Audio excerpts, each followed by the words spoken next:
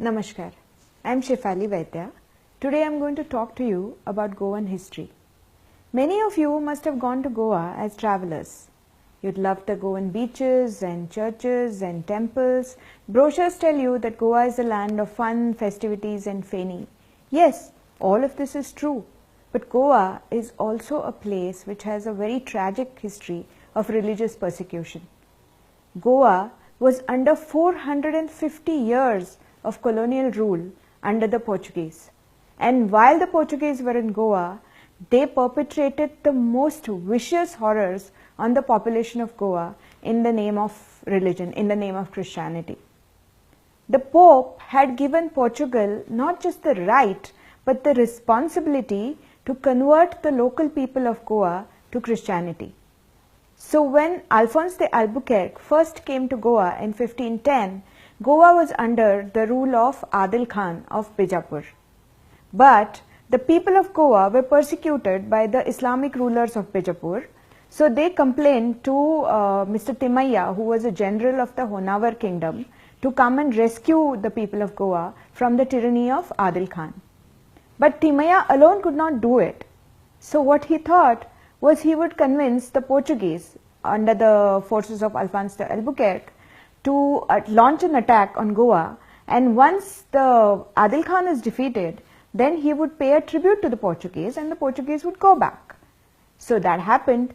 Timaya and the local population of Goa fought from the land and the Portuguese fought from the sea, and Adil Khan's forces were defeated. The Portuguese became the rulers of Goa. Timaya said, I will now give you a lot of money, but you need to go back to Portugal. And you can imagine what the Portuguese said. They said, no, we are going to stay here. This is going to be our colony. And thus started the saddest period of Goa's history. Religious persecution started in right earnest. The Jesuit priests, who were the most fanatical, arrived in Goa and they started converting the people of Goa. Temples were demolished, new churches were built in their place, and people were converted either through fear or through greed or through coercion. And the Hindus were persecuted. They were told to leave the islands of Goa and Diwar within 30 days, leaving their land behind. Remember, this was the 16th century where land was everything. People earned their living from land. Land was the only property that people accumulated. So giving up land was very difficult for the Hindus of Goa. But they still did it. Wherever possible, they took their deities with them and they crossed the river and they moved to the Hindu territories rather than prefer to stay in Portuguese territories and become converted. But a lot of people did convert. Some were converted by force, some were converted because of greed. But the Portuguese found that even when the people were converted, they kept going back to the religion, their original dharma. They would worship in a certain way, they would put flowers to the murtis, they would wear the dresses they were accustomed to. And the Portuguese didn't like it. Francis Xavier, who was in Goa as a Jesuit missionary, he said the Hindus cannot be trusted. So he wrote a letter to the King of Portugal and he said, please establish a court of inquisition.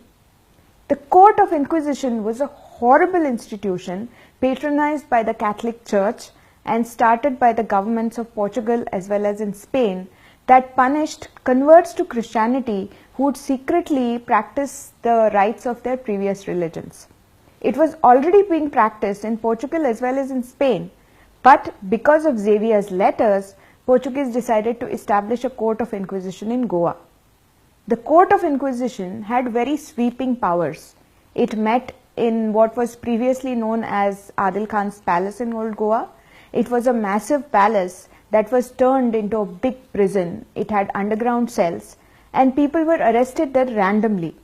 Anybody would complain against their neighbor whom they didn't like or for whatever reasons, and the court of inquisition, the first thing it would do is it would take away their property and arrest them. And after that, in many cases, the person was never seen or heard again.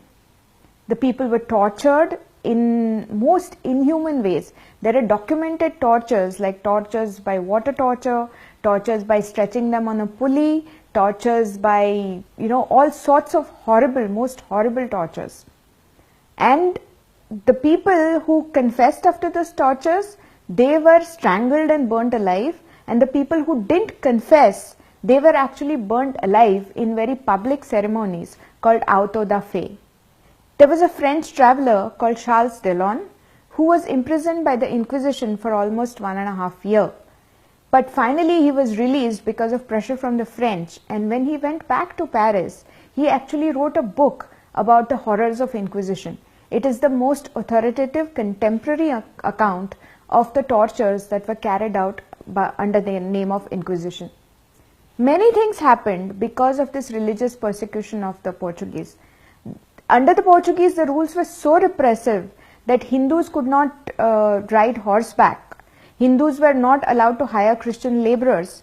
Hindus were not allowed to participate in Gram Sabhas. You couldn't sing religious songs called Vovio for your religious ceremonies. You could be arrested by the Inquisition. You could not give betel leaf. You could not wear Indian clothes. You could not have rice without salt. You could not bathe in the morning. Simple things like that could get you arrested and tortured by the Inquisition. Inquisition also made the Hindus so defensive and so persecuted about their own faith that they were forced to migrate to other territories, either in Karnataka or in Kerala or in parts of Goa which were then not under Portuguese rule. Which is why today you find a huge community that speaks Konkani all along the coast. The Inquisition was a horrible tribunal of torture. It lasted in Goa for almost 252 years. And not all data is available because when the Portuguese abolished Inquisition, they did burn quite a lot of the records.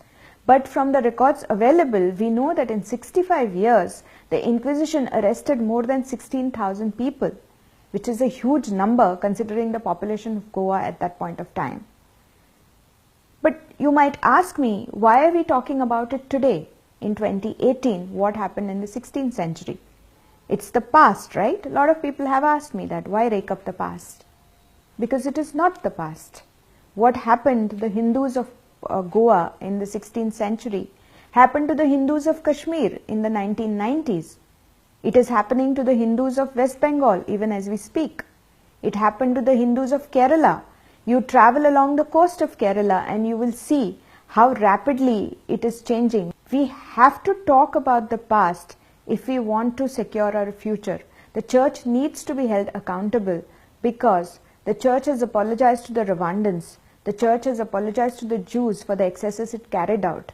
But the church has never said anything about the horrors it perpetrated on the Goans, on the genocide it perpetrated on the Goan Hindus, and for the migration of so many Goan Hindus who moved to Kerala and Karnataka. Unless we confront our past, the past will continue to remain, the present continuous. Thank you.